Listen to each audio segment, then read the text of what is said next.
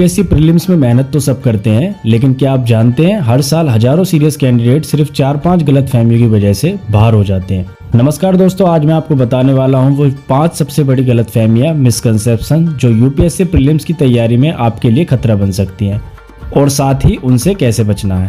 पहला मिसकंसेप्शन है GS1 ही सबसे जरूरी है, CSAT तो बस फॉर्मेलिटी है। ज़्यादातर लोग सोचते हैं कि GS1 ही पास करवा देगा और CSAT तो बस क्वालिफाइंग है, इसे आखिर में देख लेंगे। लेकिन सच ये है कि हर साल CSAT में कई सीरियस कैंडिडेट फेल हो जाते हैं सिर्फ इसीलिए कि उन्होंने इसे हल्के में लिया। CSAT को भी उतनी ही ईमानदारी से पढ़ना चाहिए जितना GS को।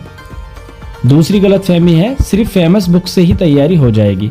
बहुत लोग बस 2-3 फेमस बुक्स लेकर बैठ जाते हैं, जैसे लक्ष्मीकांत, स्पेक्ट्रम और एक NCERT, और सोचते हैं कि बस यही काफ़ी है। हकीकत में आपको करंट अफेयर, टेस्ट सीरीज और रिवीजन स्ट्रेटेजी पर भी बराबर ध्यान देना होगा। सिर्फ किताबें इकट्ठा करने से नहीं, उनके सही यूज से तैयारी होती है। तीसरा मिसकंसेप्शन है एक बार पढ़ लिया तो याद रहेगा। GS और CSAT दोनों में बहुत डिटेल्ड टॉपिक्स होते हैं। अगर आप सोच रहे हैं कि एक बार पढ़ने के बाद सब याद रहेगा तो ये सबसे बड़ी भूल है।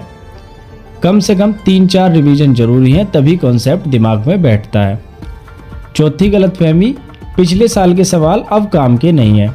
कुछ लोग कहते हैं कि पिछले साल के पेपर देखकर फायदा नहीं है, लेकिन असल में PYQ सबसे जरूरी टूल है। इससे आपको पता चलता है कि यूपीएससी का माइंडसेट क्या है और किस लेवल के सवाल आते हैं, और कभी कभी ये रिपीट भी हो जाते हैं। पांचवी गलतफहमी है जल्दी जल्दी सारे टॉपिक्स पढ़ लेना ही सही तरीका है। यूपीएससी में क्वालिटी पढ़ाई क्वांटिटी से ज़्यादा मायने रखती है। अगर आपने कम टॉपिक्स पढ़े हैं लेकिन अच्छे से और बार बार रिवाइज किए हैं तो आपके चांस ज़्यादा हैं, बजाय इसके कि आप सब कुछ बस सरसरी तौर पर पढ़ें।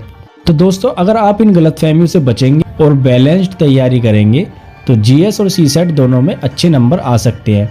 याद रखें कि स्मार्ट स्टडी, सही स्ट्रेटेजी और लगातार रिवीजन ही सफलता की चाबी है। अगर आपको ये बातें मददगार लगी तो वीडियो को लाइक और शेयर जरूर करें, और यूपीएससी से जुड़े और टिप्स के लिए चैनल को सब्सक्राइब करना ना भूलें। धन्यवाद।